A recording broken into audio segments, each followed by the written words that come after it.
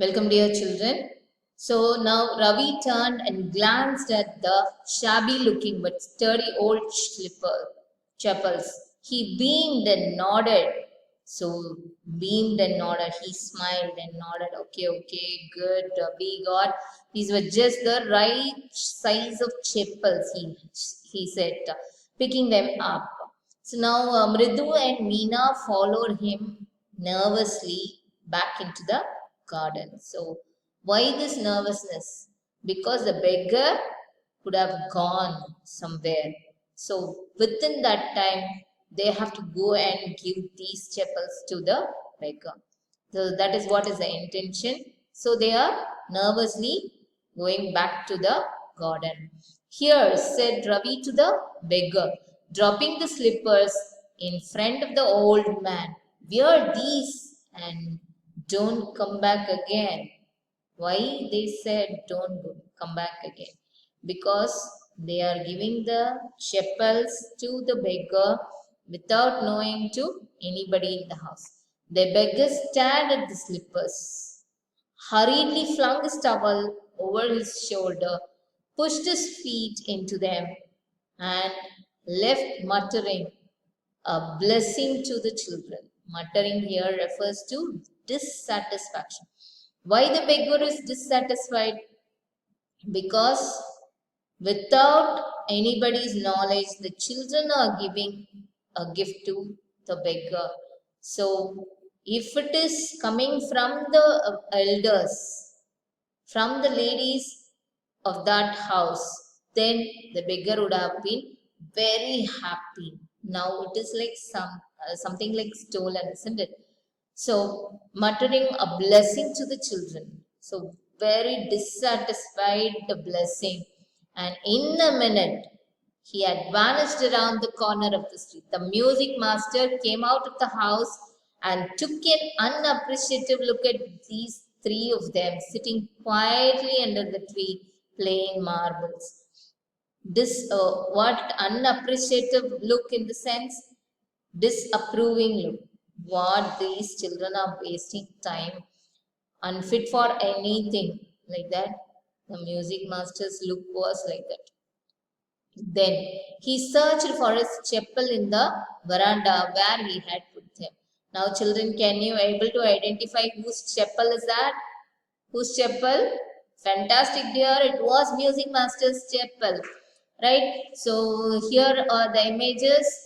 They both are going inside the veranda, seeing the chapels. Immediately they took the chapels, hurried to the garden. Now the beggar was waiting. Beggar was there, and Ravi gave these chapels to the beggar. So here muttering blessing here. Then he vanished away. He went away. Right? Now Lali, he called after a few minutes. Who called? Music master called. She hurried up to him. Have you seen my chapels, my dear? I remember having kept them here.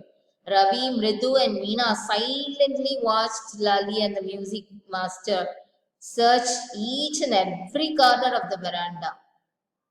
They were silently watching. Why? Because they are the culprit, isn't it? That's why they are silently watching what is happening.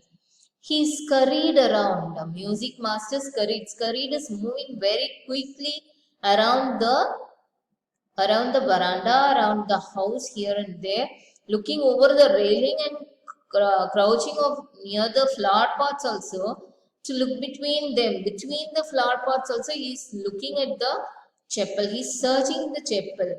When you miss something, you will run here and there. Wherever you went, you will go around to the first floor or the second floor. I went to call this sir. So I went there near the cabin. I went to the restroom near that one small shelf area is there. There I kept or somewhere some sort of searching and nervousness will be there when you lose something, right? The same here also for the music master. Uh, he was searching and scurrying around. Scurried is moving very quickly here and there. Brand new. You saw the chapel was very shabby and dirty, right? But he's saying it was brand new. They were. I went all the way to Mount Road to buy them. He went on saying they cost the whole month's fees. Do you know that? It cost a whole month's fees. So soon, Lali went in to call her mother, right? Rukumani auntie. Who's her mother? Rukumani auntie. Rukumani auntie appeared, looking very harassed, very stressed and nervous. He was not at all satisfied with the incident, what is happening here, right? And party also followed her. Where could they be? It's really quite upsetting to think someone might have stolen them. So many vendors come to the door, worried party. So it's really quite upsetting. See, this incident happened in our home. It's really if it is ours, we will accept it. Okay, someone stole our shekel. If it is somebody's that happened in our home, then that will be really very upsetting for us as well as the parents. Right? Now he is searching. So and he's thinking also. Right? So many vendors here represent salesperson. So many salesperson come to the door, worried party. Rukumani caught sight of Ravi, Mridu and Meena sitting under the tree. Right now, your parents know your attitude, your behavior, at what time you will behave in a different manner, at what time you will behave very calmly, all that she knows. Now she has a suspicion, right? Have you children? She asked. She began and then, seeing they were curiously quiet, went on more slowly. Have you seen anyone lurking around the veranda? Lurking is waiting quietly to take something. When a thief is coming, he will look around, isn't it? The same is called lurking. So lurking around somebody, have you seen somebody lurking around the veranda? Hmm. Now Rukmani's auntie's eyebrows took a V shape, a sharp V shape. That means what? A person is angry. When your eyebrows are normal, you are very normal. If your eyebrows and eyes are blinking, then you are very happy, right? When your eyebrows took V shape, then that means you are very angry. I am not angry, dear. I am very happy because today, fresh morning, I am talking to you. Right, a sharp V-shaped line had formed between her eyebrows. Another straight, tighter one appeared in place of her usually soft, pleasant mouth. Right, Rukmani was angry. Thought, who thought? Mridu, because Mridu was new and guest to the house. She got shiver. Oh God, Rukmani auntie is coming and she's going to scold me literally. So I have to do something. She wouldn't be so upset if she knows about the poor beggar with sores on his feet. She tried to tell herself. So if you say the truth, she'll accept. Who said? Mridu said to herself. She cannot control. She got shivering. So taking a deep breath. Okay, good. Now I am going to say the truth. She cried. Rukumani, there was a beggar here. Poor thing. He had such boils on his feet. You saw the blizzards, isn't it? Such a boils on his. So what? Said Rukumani grimly, turning to Ravi. She didn't scold Mridu or somebody else. She was turning to Ravi and saying, so what? You gave the music master's chapel to the old beggar who turns up here? Children, these days, grown party. Party started her music. Amma, didn't you tell me about Karna who gave away everything he had, even his gold rings? He was so kind and generous, But for giving this one chapel, you are scolding me like anything. Whose wordings? Ravi said these wordings. Now, what will happen to the parents? Silly, snapped Rukmani. Karna didn't give away other people's things. He only gave away his own things. But my chappals wouldn't have fitted to the beggar's feet. Ravi rushed brashly on, and Amma, if they didn't fit, would you really not have minded, isn't it? So if my chapel fit for the beggar, I could have given and you will not mind it really, isn't it? The same way Ravi said, Rukumani very angry, now go inside this minute. She hurried indoors and brought out Gopu Mama's hardly owned new chapel. Hardly owned. So one or two times only he owned that chapel. She brought the chapel. These should fit for you, sir. Please put these on. Very requesting, very humbly, kindly, politely, she said to the music master. Please put these on. I am so sorry. My son has been very naughty. The music master's eyes lit up.